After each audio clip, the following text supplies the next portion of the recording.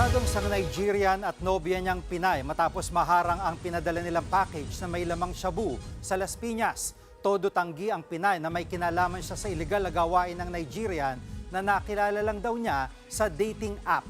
Nasa frontline ng balitang yan si Brian Basa.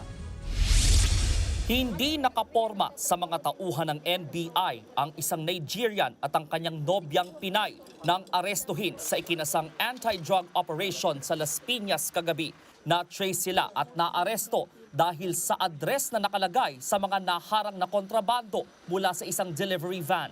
Laman ng mga kahon ang mga floodlight at LED wall lamp.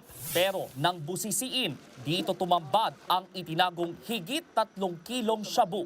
Aabot sa 26 million pesos ang halaga niyan. Ang mga droga, ipupuslit daw sana papuntang Nigeria.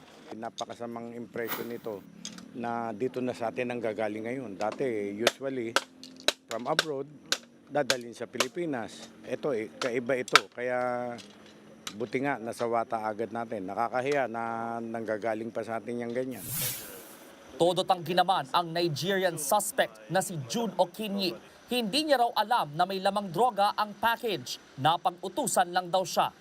Actually, it's not mine, but someone asked me to send for him. They said that it's light. That I should send it to Nigeria. And I say, okay, they give me money to send it to Nigeria. Itinanggi rin ng Pinay na alam niya ang illegal na transaksyon ng nobyong Nigerian na nakilala niya lang daw sa dating app. Nagagalit po. Kanina? Sa kanya po. Kasi Dinadama niya po ako sa mga ganitong di ko alam na may ganito pala siyang business. Sabi niya kasi stay lang daw po ako ng 2 days doon. Tapos day off ko naman po ngayon, pumayag naman po ako. Pero sabi ko sa kanya, uuwi sana ako bukas kasi pasok ako ng trabaho. Bukod sa Pinay, iniimbestigahan na rin ng NBI kung sangkot din ba ang driver at ang pahinante ng delivery van.